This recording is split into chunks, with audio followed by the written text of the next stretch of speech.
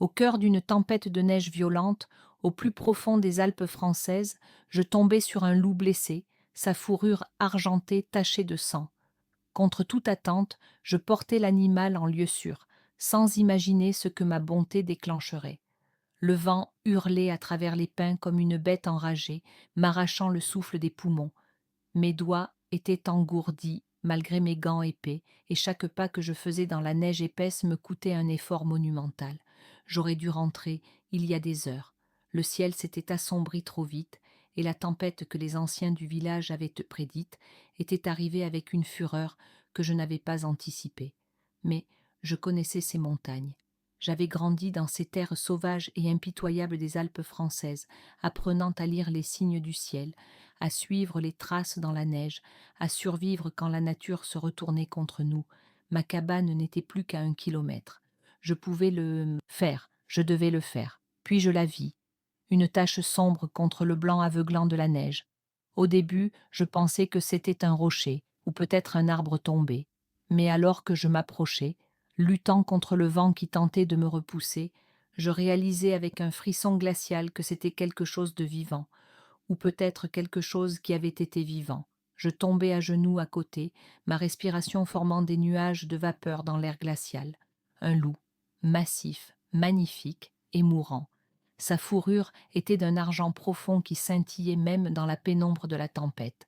Du sang frais tachait son flanc, formant une mare cramoisie sous son corps. Ses yeux, dorés comme le miel fondu, étaient mi-clos, voilés par la douleur et l'épuisement.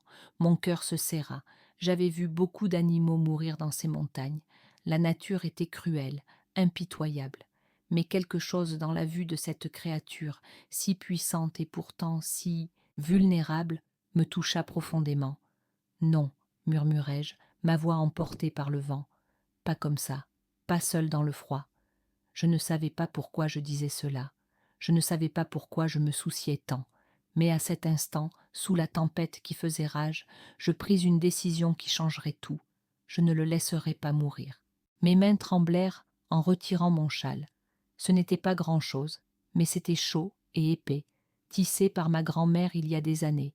Je le drapai sur le loup, couvrant la blessure béante sur son flanc. Ses yeux s'ouvrirent brièvement, me fixant avec une intensité qui me fit reculer. Il y avait de l'intelligence dans ce regard, plus que ce que j'aurais cru possible chez un animal sauvage. Je vais t'aider, murmurai-je, plus pour moi-même que pour lui. Je ne sais pas comment, mais je vais t'aider. Tirer son corps massif à travers la neige fut l'une des choses les plus difficiles que j'ai jamais faites. Il devait peser autant que moi, peut-être plus. Mes bras me brûlaient, mes jambes tremblaient, et plusieurs fois je tombai, m'effondrant dans la neige à côté de lui. Mais je ne m'arrêtai pas. La tempête se déchaînait autour de nous, essayant de nous engloutir. Le vent me giflait le visage, la neige m'aveuglait, mais je continuais à avancer.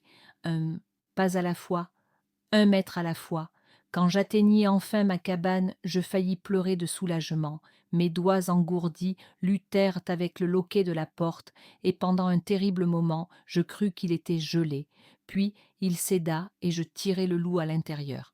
La chaleur de la cabane nous enveloppa comme un cocon. Le feu que j'avais laissé dans la cheminée couvait encore, jetant une lueur faible et dorée sur la petite pièce. Je traînai le loup près du foyer, le plaçai doucement sur le tapis usé devant les flammes. Mon corps entier tremblait, autant d'épuisement que de froid, mais je n'avais pas le temps de me reposer. J'alimentai le feu, ajoutant du bois jusqu'à ce que les flammes rugissent, remplissant la cabane de lumière et de chaleur. Puis je me tournai vers le loup. À la lumière du feu, je pouvais voir l'étendue de ses blessures. Son flanc était déchiré, pas par une griffe ou une dent, mais par quelque chose de plus net. Un piège peut-être, ou un outil forgé par l'homme. Mon estomac se retourna. Quelqu'un avait fait cela. Quelqu'un avait blessé cette magnifique créature et l'avait laissée mourir dans la tempête. Les chasseurs, murmurai-je amèrement. Il y avait eu des rumeurs au village. Des hommes qui voulaient éliminer les loups, qui les blâmaient pour chaque vache disparue, chaque chèvre perdue. Je n'avais jamais été d'accord avec eux. Les loups étaient là bien avant nous. Ces montagnes étaient leur maison, pas la nôtre.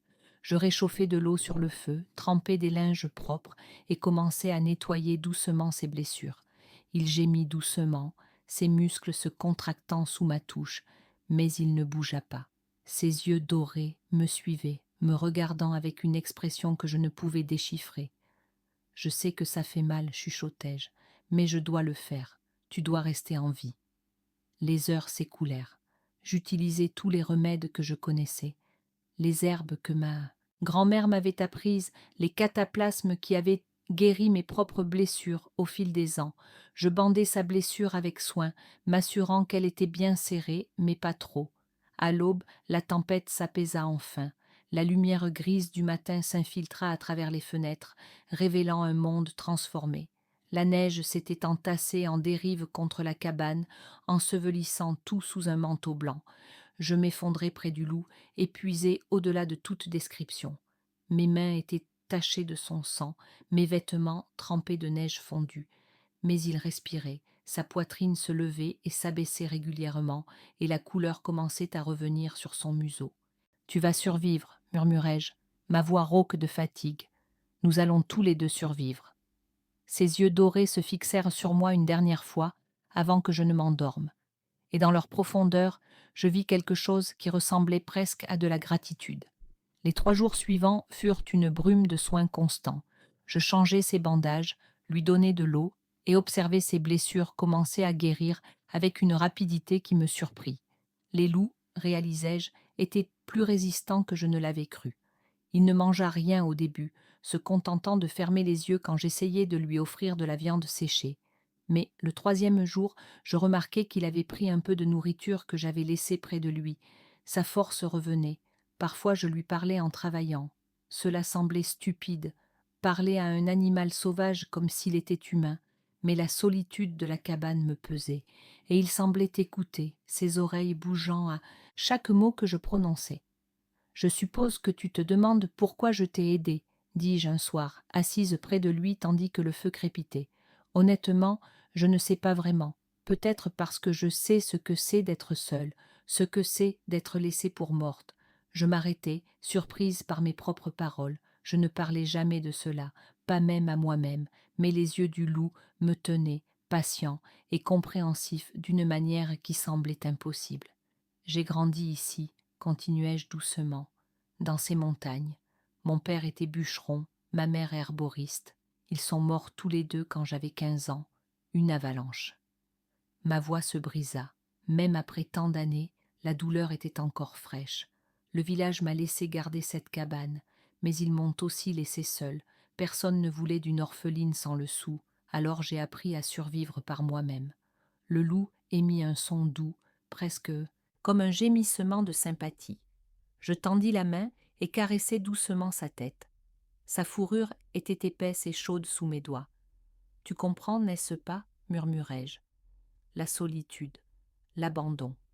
Au matin du 4e jour, je me réveillai et le trouvai debout.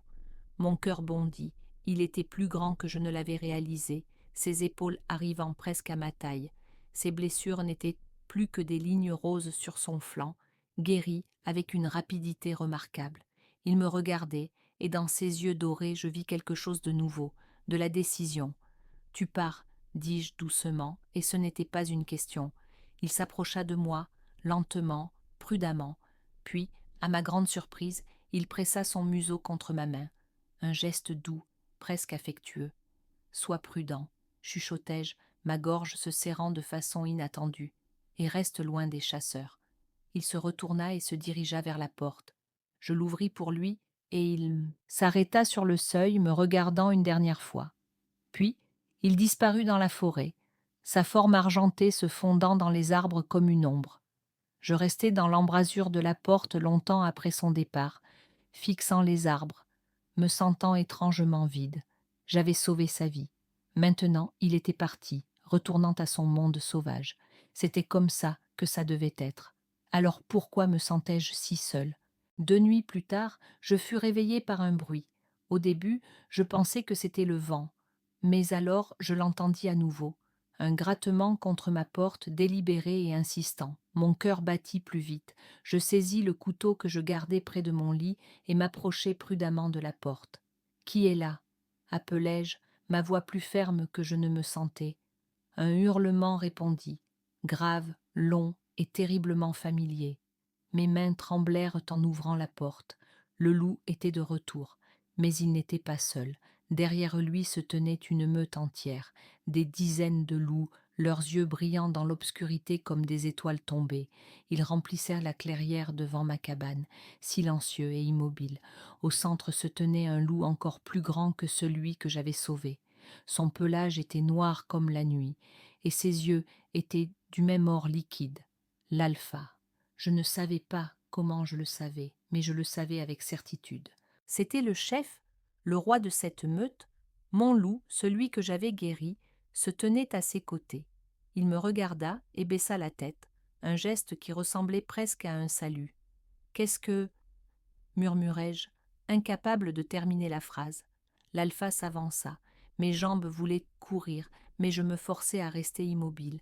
Montrer de la peur à un prédateur était la pire chose à faire. Il s'arrêta devant moi, si près que je pouvais sentir la chaleur de son souffle. Ses yeux me scrutèrent, et je sentis comme s'il pouvait voir chaque pensée, chaque peur, chaque espoir que j'avais jamais eu. Puis il baissa la tête. Un par un, tous les autres loups firent de même. Un geste de respect, de reconnaissance. Des larmes montèrent à mes yeux. Je ne comprenais pas ce qui se passait, mais je savais que c'était important, que ce moment changerait quelque chose. Merci, chuchotai-je, sans savoir vraiment pourquoi. L'alpha leva la tête, me regarda une dernière fois, puis se retourna. La meute le suivit, disparaissant dans la nuit aussi silencieusement qu'elle était venue. Seul mon loup resta. Il s'attarda un moment de plus, ses yeux rencontrant les miens. Puis il aussi se fondit dans les ombres. Je restai debout dans l'embrasure de ma porte jusqu'à l'aube, regardant la forêt, sachant que rien ne serait plus jamais pareil. Le lendemain matin, je trouvai un cadeau. Un cerf, fraîchement tué, gisait dans la neige devant ma porte. Il n'avait pas été touché, sa chair intacte, laissée là avec un soin délibéré. Un cadeau de la meute. Mon dernier acte de miséricorde n'était pas passé inaperçu. La meute était revenue. Tandis que je restais à regarder le cadeau dans la neige, une question me tourmentait. Était-ce un geste de gratitude ou un avertissement de quelque chose de beaucoup plus dangereux qui était à venir? Je m'accroupis dans la neige, fixant le cerf. La vapeur qui s'élevait de son corps prouvait qu'il avait été tué seulement quelques heures auparavant. Les loups ne s'en étaient pas nourris. Ils l'avaient apporté ici délibérément, le laissant intact, non touché, comme s'il me faisait une offrande. Ma main gantée plana au-dessus de la carcasse, hésitant à la toucher. J'avais entendu parler de loups qui partageaient leurs proies au sein de la meute, mais jamais avec un humain. Cet acte ne correspondait pas aux règles de la nature sauvage que je croyais connaître. Était-ce de la gratitude pour avoir sauvé le loup blessé? Ou un test silencieux, une façon de dire « tu as nourri l'un des nôtres, maintenant nous te nourrissons ». L'idée me troublait, mais éveillait aussi quelque chose au plus profond de moi-même. Je regardais vers la lisière des arbres où les ombres s'étiraient entre les pins. Rien ne bougeait, mais le silence semblait vivant, expectant. « Amélie !» une voix cria. Je me retournai brusquement et vis mon voisin le plus proche, Bastien Moreau, marchant difficilement dans la neige, une hache pendue à l'épaule. Il s'arrêta net quand il vit le cerf. « Qu'est-ce que c'est que ça ?» murmura-t-il abaissant la hache. « C'est une mort propre, pas une seule marque, et ils l'ont laissé juste devant ta porte. » Je hochai la tête, traitant encore ce qui s'était passé. « Les loups l'ont fait. Ils étaient ici cette nuit. » Bastien fronça les sourcils, son visage tanné se crispant. « Les loups ne laissent pas de nourriture pour les gens. Ils ne sont pas des saints, Amélie. Ils sont des prédateurs. Ce n'est pas un cadeau, c'est un avertissement. Tu as accueilli l'un des leurs, et maintenant ils te montrent qui commande ici. » Ces mots coupèrent mon espoir comme la glace. Je voulais discuter, défendre l'étrange lien que je sentais grandir. Mais même moi, je ne pouvais expliquer ce qui s'était passé. « Je ne pense pas que ce soit une menace, » dis-je doucement. « Ça se sent différent. » Bastien secoua la tête. « Différent ou non, le village ne le verra pas ainsi. Ils chassent les loups depuis des mois, les blâmant pour chaque veau disparu, chaque chèvre perdue. S'ils apprennent qu'il y a une meute si proche, ils viendront avec des armes. Cette pensée me donna un frisson pire que le vent. Le loup blessé que j'avais sauvé était encore là-bas, se rétablissant parmi les siens. Si les chasseurs venaient, la meute n'aurait aucune chance. Je décidai de garder l'incident secret. Avec l'aide de Bastien, je traînai le cerf jusqu'à la cabane. Nous l'écorchâmes, conservâmes ce que nous pouvions et rangeâmes le reste dans la cave froide sous le plancher. Pas un seul morceau ne fut gaspillé, mais pendant tout ce temps, je sentis des yeux m'observer depuis la forêt. Invisibles, mais indéniables. Cette nuit-là, je rêvais de loups. J'entendis leurs hurlements parmi la tempête, vis des yeux dorés qui m'observaient depuis l'obscurité, et ressentis à nouveau le poids du corps du loup blessé dans mes bras. Quand je me réveillai, mon cœur battait fort, mais les hurlements étaient réels, graves et troublants, résonnant à travers la vallée. Le lendemain matin, je trouvai plus d'empreintes. Des traces fraîches entouraient ma cabane, prudentes et délibérées, comme si les loups avaient veillé sur ma maison pendant la nuit. Il n'y avait aucun dommage, aucune agression, seulement une présence silencieuse. Pourtant, le mot se répandit. Bastien n'avait pas l'intention de bavarder, mais à la fin de la semaine, les murmures remplissaient le poste de traite. Il y a des loups à la maison de Moreau.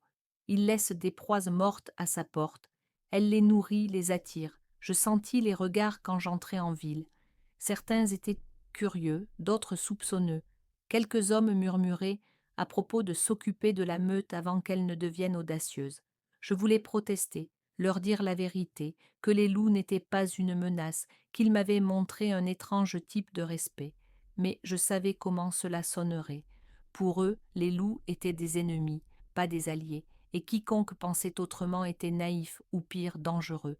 De retour à la cabane, la tension augmenta. Plus de nuits apportèrent plus de visites, parfois juste des empreintes, parfois l'éclat lointain d'yeux entre les arbres. Les loups ne s'approchaient pas mais ne partaient pas non plus. C'était comme s'ils attendaient, tournant en rond, observant pour voir ce que je ferais ensuite. Ma détermination se durcit.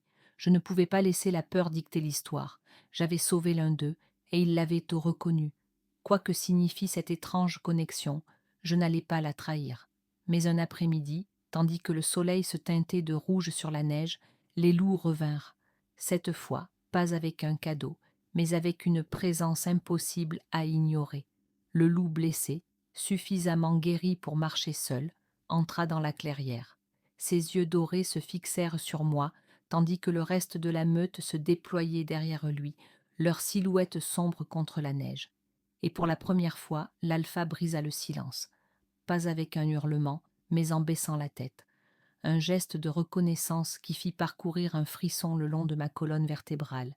Je réalisai alors que les loups ne faisaient pas que visiter, ils m'invitaient, mais je ne comprenais pas encore à quoi, et la décision que je pris ensuite changerait non seulement mon destin, mais celui de toute la vallée. Le soleil pendait bas, teignant la neige de cramoisi, lorsque la meute se rassembla dans ma clairière. Leurs pattes s'enfonçaient silencieusement dans les monticules de neige, leur souffle se condensant comme de la fumée dans l'air glacial. Au centre se tenait l'alpha, immense, couvert de cicatrices, ses yeux d'ambre fixés sur moi, et à ses côtés, le loup que j'avais sauvé, boitant mais droit, les blessures presque guéries. Mon pouls s'accéléra. Tous mes instincts me demandaient de me réfugier dans la sécurité de la cabane, de fermer la porte et de prier pour que les loups s'enfoncent à nouveau dans la forêt. Pourtant, je ne bougeais pas. Quelque chose dans la façon dont l'alpha baissa la tête, non en signe de soumission mais de salut solennel, me maintint cloué sur place. Le loup blessé gémit brièvement et s'approcha jusqu'à ce que ses pattes touchent le cercle de lumière du feu qui se déversait depuis la porte. Ses yeux se déplacèrent rapidement entre moi et ses compagnons, comme pour m'exhorter à comprendre. Une invitation. C'est ce que cela semblait être. Pas une menace ni un test, mais un appel à franchir la ligne que j'avais toujours tracée entre mon monde et le leur. Mon souffle se condensa dans l'air tandis que je murmurais « Vous voulez que je vous suive ?» Les oreilles des loups bougèrent, leur corps tendu mais non agressif. L'alpha émit un grognement sourd, puis se retourna, menant la meute vers les arbres. Le loup blessé resta en arrière, sans quitter mon visage du regard. Mon cœur battait fort. m'aventurer dans la forêt au crépuscule avec une meute de loups comme guide était de la folie. Si les habitants du village l'apprenaient, ils me traiteraient de folle, ou pire, de traîtresse à ma propre espèce. Pourtant, l'attraction était indéniable. Je m'enveloppai mieux dans mon châle, pris ma lanterne et m'enfonçai dans la neige. Le loup blessé avança, me guidant avec patience et fermeté. Le reste de la meute se dispersa, leurs silhouettes s'entrelaçant entre les arbres comme des fantômes. Mes bottes craquaient doucement, tandis que je les suivais, et la forêt nous enveloppait complètement. Ils me menèrent plus loin que je n'avais jamais osé aller, vers une clairière que je ne reconnaissais pas. Au centre se trouvait un monticule de rochers couverts de neige formant une tanière. Les loups se rassemblèrent autour, formant un cercle silencieux. L'alpha se tenait debout, les yeux brillants à la lumière de ma lanterne, tandis que le loup blessé se couchait près de l'entrée. Un nœud se forma dans ma gorge en réalisant. C'était leur foyer, leur cœur. Et en m'amenant ici, ils m'avaient montré ce qu'aucun étranger n'avait jamais vu. Le loup blessé émit un doux grognement, pas d'avertissement, mais de fierté. De la tanière vint un mouvement, une paire de louveteaux trébuchant dans la neige, leurs formes minuscules clignant contre le froid. Ils jappèrent, et l'un d'eux sauta maladroitement vers la lueur de ma lanterne avant d'être repoussé par une femelle vigilante. Mes yeux se remplirent de larmes. C'est pourquoi ils sont venus à moi, c'est pourquoi ils m'ont fait confiance. En sauvant l'un des leurs, j'avais été entraîné dans leur cercle de survie. On m'avait montré la vérité la plus profonde de la meute, la famille. Pendant de longues minutes, je restais en silence, observant les loups prendre soin des louveteaux, les léchant et les gardant au chaud. Le regard de l'alpha se posa sur moi une seule fois, mais ce fut suffisant. Ce n'était plus seulement de la reconnaissance, c'était du respect. Lorsque les loups commencèrent finalement à se disperser, s'évanouissant entre les arbres sombres, le loup blessé resta. Il revint à mes côtés, pressant légèrement son flanc contre ma jambe avant de boiter derrière ses congénères. Je retournai à ma cabane en silence, la lanterne se balançant dans l'obscurité. Asiu. L'intérieur, je m'effondrai près du feu, l'esprit en tempête. Cette nuit, j'avais franchi une ligne. J'étais entré dans un monde que peu d'humains avaient jamais entrevu. Je n'étais pas encore sûr de ce que cela signifiait, mais je savais une chose avec certitude. Les loups m'avaient choisi. À l'aube, les premières rumeurs arrivèrent à ma porte. Les chasseurs avaient trouvé des traces, trop nombreuses et trop près du village. Les murmures se répandirent comme une traînée de poudre.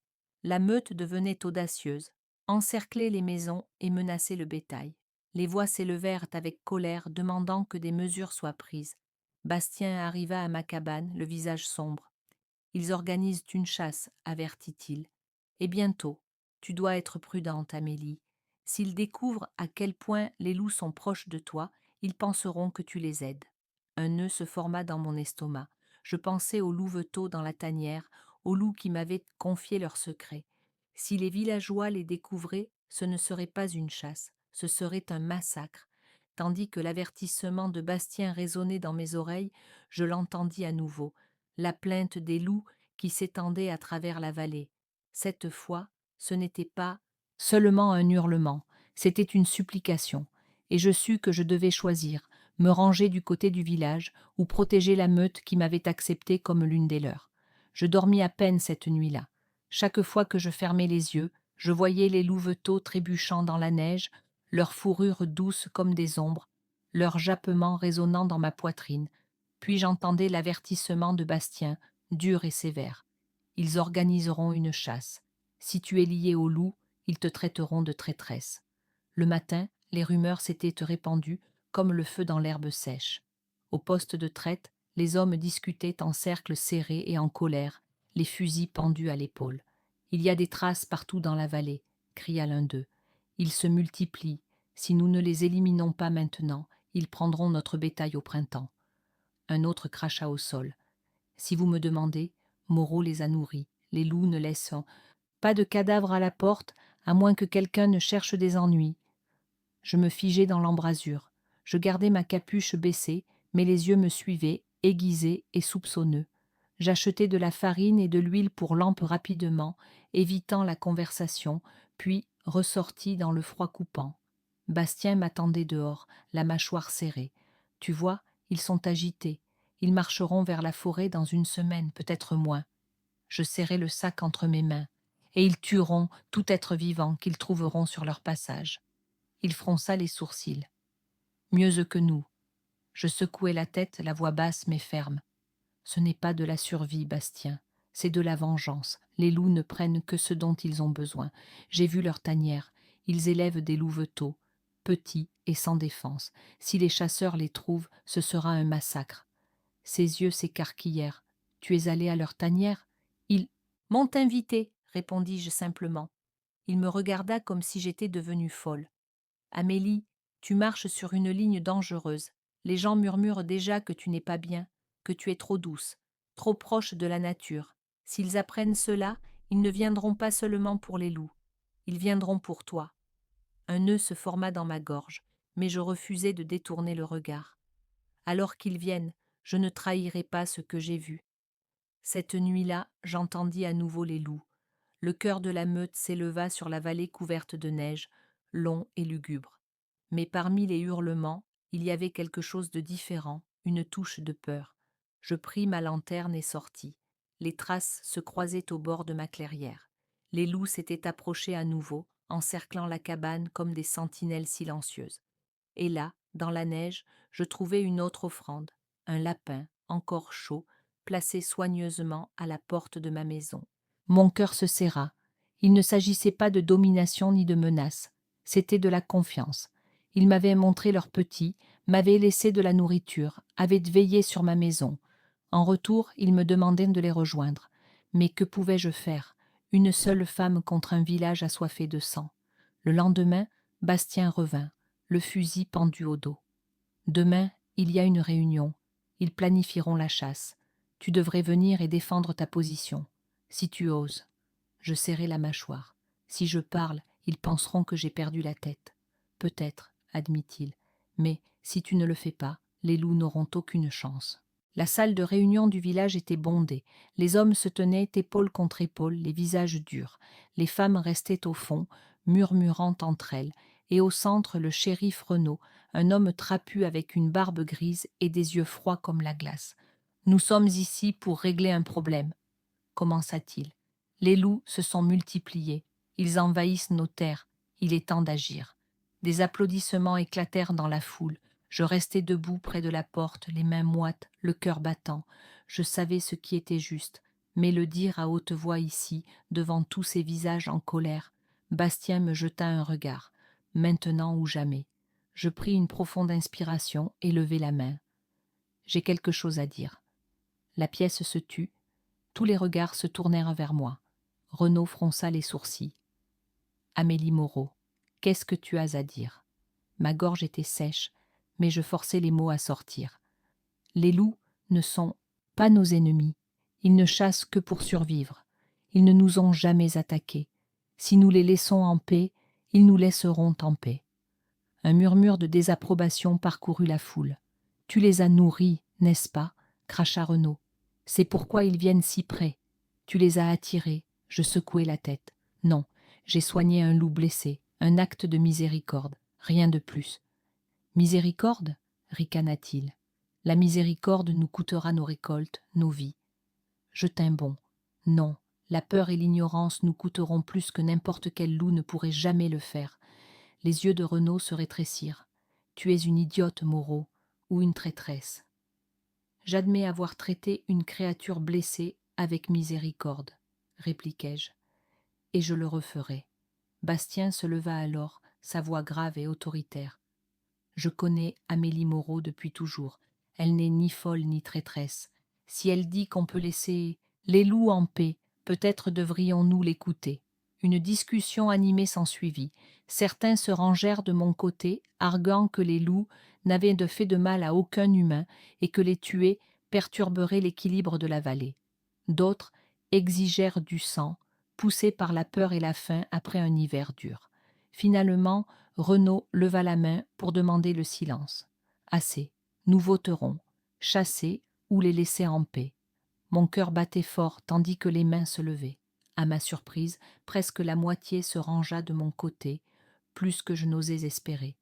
Mais l'autre moitié, dirigée par Renaud, resta ferme. Le vote fut un match nul, et la salle bouillonnait de tension. Le visage de Renaud se durcit. Alors nous le résoudrons à ma manière. À l'aube, une partie de chasse partira. Ceux qui veulent protéger leurs terres peuvent se joindre à nous. Ceux qui ne veulent pas, qu'ils restent chez eux, et prient pour ne perdre aucune vache avant le printemps. La réunion se termina dans le chaos. Les voisins se disputaient dans les rues, les hommes aiguisaient leurs couteaux et les femmes chuchotaient dans les coins. Je sortis dans la nuit, mon souffle formant de la brume dans l'air froid. Bastien me saisit par le bras. « Tu as fait une différence ce soir, mais Renaud ne s'arrêtera pas. Il continuera jusqu'à ce que cette meute disparaisse. » Je regardais vers la ligne sombre des arbres où je savais que les loups attendaient. Alors je devrais l'arrêter d'abord. Cette nuit-là, les hurlements résonnèrent à nouveau dans la vallée, plus longs, plus aigus, un cœur qui semblait m'appeler par mon nom. Je m'assis près du feu, mon journal ouvert, le cœur partagé entre le monde humain auquel j'étais lié et le monde sauvage auquel j'avais été invité. Au matin, les fusils se lèveraient, le sang serait versé, et tout ce pour quoi j'avais lutté pendrait à un fil. Quand la première lumière de l'aube toucha la neige, j'enfilai mes bottes et sortis. Au loin, les chasseurs se rassemblaient déjà. Et dans la direction opposée, les loups hurlaient, attendant ma décision. L'aube se leva froide et impitoyable. Je me tenais debout à l'extérieur de ma cabane, regardant la colonne de chasseurs descendre le sentier de montagne vers la forêt. Leurs fusils brillaient dans la lumière du matin. Leurs voix portaient à travers l'air calme, durs et déterminés. Je savais où ils allaient, vers la tanière, vers les louveteaux. Mon cœur battait dans ma gorge tandis que je prenais ma décision. Je ne pouvais pas les laisser faire cela. Je ne le ferais pas. Je saisis mon manteau le plus chaud, attachai mes bottes et partis en courant dans la neige. Mes poumons brûlaient tandis que je traversais les dérives, suivant le chemin que la meute m'avait montré. Les loups devaient savoir. Ils devaient être avertis. Je les trouvais dans la clairière, rassemblés autour de leur tanière. L'alpha se tenait en sentinelle, les yeux fixés sur moi, tandis que j'émergeais à bout de souffle des arbres. « Ils viennent, haletai-je. Les chasseurs, ils viennent vous tuer. » Le loup blessé, mon loup s'approcha. Ses yeux dorés me scrutèrent avec une compréhension qui me fit frissonner. Ils savaient tous, mais ils ne fuyaient pas. L'alpha leva la tête et poussa un hurlement long et lugubre. Le son résonna à travers la vallée, un appel aux armes, un rassemblement de la meute.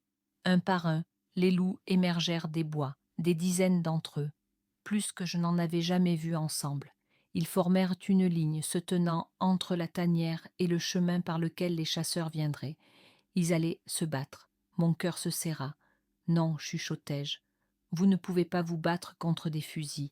Vous mourrez tous. » Le loup blessé pressa son museau contre ma main, puis il se retourna et rejoignit la ligne. Des larmes brûlèrent mes yeux. Ils ne reculeraient pas. Pas pour sauver leur propre vie, pas tant que les louveteaux étaient en danger. Alors je ne reculerai pas non plus. Je marchai vers la ligne de loups et me tins avec eux, mes jambes tremblantes, mais ma résolution ferme. Si les chasseurs voulaient atteindre ces louveteaux, ils devraient me passer sur le corps. Les chasseurs arrivèrent moins d'une heure plus tard. Ils émergèrent des arbres, Renaud en tête, son fusil levé. Derrière lui se tenait une douzaine d'hommes, tous armés, tous déterminés. Ils s'arrêtèrent net quand ils nous virent. Les loups, formant un mur silencieux de fourrure et de crocs, et moi debout au centre, les bras tendus. « Qu'est-ce que c'est que ça ?» cracha Renaud. « Amélie Moreau, écarte-toi. » « Non, dis-je, ma voix, portant plus fort que je ne l'aurais cru possible. Je ne vous laisserai pas faire cela. » Son visage se tordit de colère. « Tu défends des bêtes contre ton propre peuple. Tu es folle. »« Je défends la vie contre le meurtre inutile, » répliquai-je. « Ces loups n'ont fait de mal à personne. Ils élèvent leurs petits, ils survivent. Ils ne méritent pas d'être massacrés par peur et ignorance. »« Peur » rugit-il. « Ils sont des prédateurs. »« Tout comme nous, » criai-je en retour. « Nous prenons à la terre. Nous chassons. Nous tuons. La seule différence est que nous le justifions avec des mots. » Bastien sortit de la ligne de chasseurs, baissant son fusil. « Elle a raison, Renaud. Nous sommes allés trop loin. Ces créatures ne nous ont jamais attaqués. Laissons-les en paix. » Quelques autres hommes hésitèrent, abaissant leurs armes, mais Renaud ne bougea pas. Non, nous finissons ceci aujourd'hui. Il leva son fusil, visant directement la ligne de loups. Non, je fis un pas en avant, me plaçant devant les museaux des loups. Renaud ricana. Alors tu mourras avec eux. Le monde ralentit. Je vis son doigt se déplacer vers la gâchette. Je vis Bastien crier et se précipiter vers lui. Je vis les loups se tendre, prêts à bondir. Et puis l'alpha bougea. Il s'avança, marchant directement devant moi. Ses yeux dorés se fixèrent sur Renaud avec une intensité qui glaça l'air lui-même. Puis il baissa la tête, pas en soumission, en avertissement. Un grognement grave résonna de sa gorge, si puissant qu'il fit vibrer mes os. Derrière lui, toute la meute fit de même. Le son était assourdissant, primitif, une force de la nature elle-même.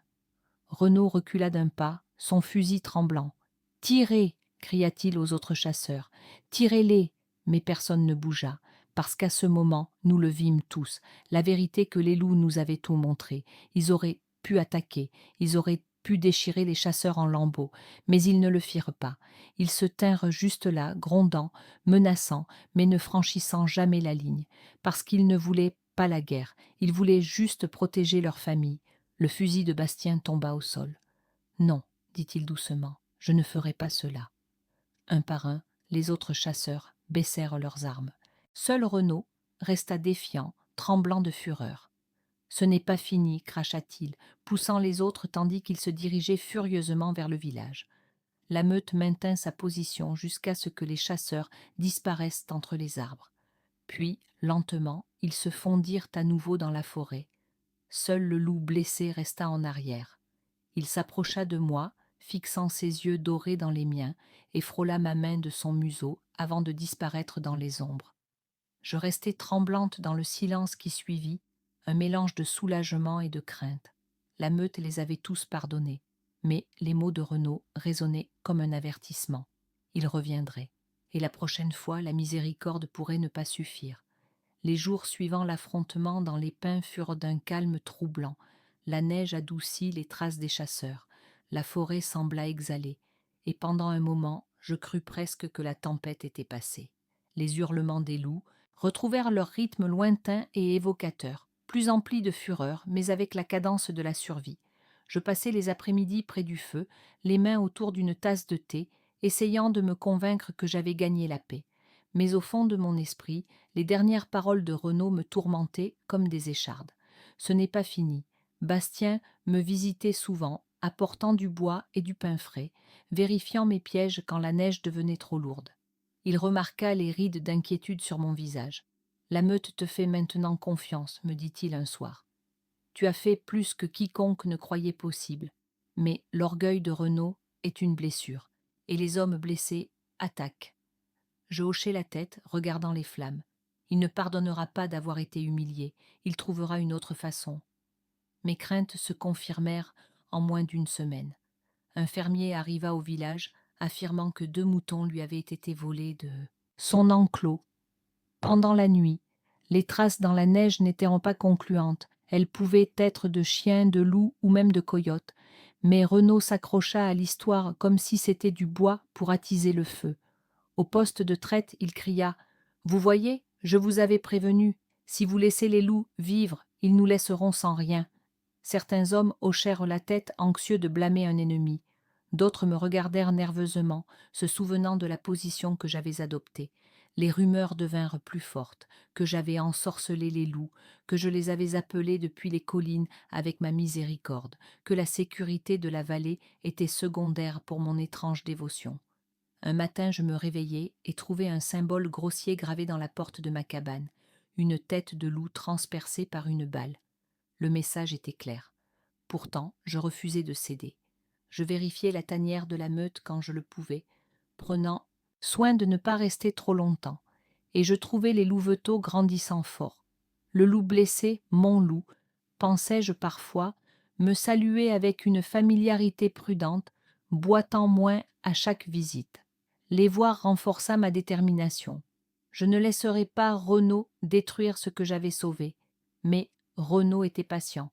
Au lieu de retourner en courant dans la forêt, il commença à agiter le village contre moi. Il raconta des histoires de meutes de loups exterminant des troupeaux, d'enfants kidnappés aux portes de leur maison, de malédictions tombant sur ceux qui se rangeaient du côté des bêtes. La peur s'enracina là où la raison ne le pouvait pas. Le printemps arriva lentement dans la vallée.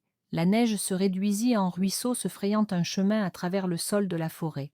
La glace se brisa sur les rives de la rivière et les montagnes se dépouillèrent de leurs manteaux blancs pour révéler le verre obstiné en dessous. Avec le dégel vint le changement, silencieux mais indéniable. La meute ne rôdait plus en secret aux limites de mon monde. Leurs traces se croisaient ouvertement dans ma clairière, parfois fraîches chaque matin, comme pour me rappeler que je ne faisais plus seulement partie de leur cercle, mais que j'en étais partie intégrante. Les louveteaux devinrent audacieux, sautant à l'air libre avec des jappements joueurs, leur fourrure tachetée de gris et de blanc, les yeux de la même couleur ambrée que leurs parents.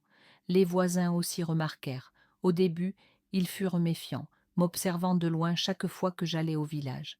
Mais quand les semaines passèrent sans qu'une seule attaque de bétail ne se produise, la méfiance céda la place à un respect mal à l'aise. Les loups semblaient avoir tracé une frontière, restant au plus profond de la forêt à moins de s'approcher de ma cabane.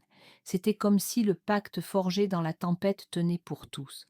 Bastien resta mon allié fidèle. Il m'aida à reconstruire ma cabane après le saccage de Renaud, clouant des planches avec des mains fermes et sans se plaindre. « C'est drôle, dit-il un après-midi tandis que nous travaillions. Il y a 1 an, j'aurais tiré sur un loup dès que je l'aurais vu. Maintenant, je me retrouve à souhaiter qu'il reste dans les parages. Je souris légèrement, plaçant une planche en place. Ils nous ont montré qui ils sont. Nous n'avions qu'à écouter. Le nom de Renaud s'évanouit en murmures. Dépouillé de son pouvoir et exilé, il disparut au-delà des montagnes, ne laissant que des rumeurs dans son sillage. Certains affirmaient qu'il était parti vers le sud, d'autres qu'il avait péri dans la neige. Je ne demandai jamais. Son absence suffisait. La vallée s'adapta peu à peu à un nouveau rythme. Les enfants grandirent avec les histoires des loups de Moreau. Les familles racontaient des anecdotes de la nuit où la meute avait pardonné aux chasseurs, et les voyageurs qui passaient s'émerveillaient de l'équilibre entre le sauvage et l'humain. La peur n'avait pas disparu, mais elle s'était atténuée grâce à la compréhension. Pour moi, la vie devint plus simple et plus riche. Je m'occupais de mes terres, réparais ma cabane et passais les soirées près du feu, écrivant dans mon nouveau journal. Celui-ci, je ne le remplissais pas seulement avec des récits de survie, mais avec des leçons. La façon dont les loups enseignaient la loyauté à travers leur unité, la résistance à travers leur endurance, la miséricorde à travers leur retenue. Et toujours, le loup blessé restait le plus proche. Il venait souvent dans ma clairière, boitant à peine maintenant, ses yeux dorés rencontrant les miens avec une reconnaissance qui n'avait pas besoin de mots. Parfois, il se couchait près de la lumière du feu, tandis que je travaillais dehors. Sentinelle silencieuse, sa respiration s'élevant au rythme constant du crépitement du bois. Ce n'était pas de la propriété ni de la domestication, c'était de la camaraderie, gagnée, pas exigée. Un soir, tandis que le crépuscule peignait la vallée d'argent et de violette, la meute se rassembla une fois de plus près de ma cabane. L'alpha se plaça à l'avant, les louveteaux voletant autour de ses pattes. Le loup blessé pressa son museau contre ma main, scellant définitivement le lien que nous avions forgé. Puis, avec un cri magnifique et évocateur, la meute leva la voix à l'unisson. Les hurlements résonnèrent à travers la vallée, pas comme un avertissement ni comme une lamentation, mais comme une reconnaissance, un cœur qui portait en lui le souvenir de la tempête de neige et de la miséricorde d'une femme qui avait choisi la compassion plutôt que la peur. Je me tins debout, les larmes brillant dans mes yeux, sachant que ce moment n'était pas seulement pour moi, mais pour toute la vallée. Un rappel que le sauvage et l'humain pouvaient partager le même terrain, pas comme ennemis, mais comme parents. Et quand les voix s'évanouirent, quand la forêt retrouva sa quiétude, je murmurai dans le silence « Jamais, plus tu ne seras seul ». La vallée l'entendit, les loups l'entendirent, et au plus profond de moi-même je l'entendis aussi.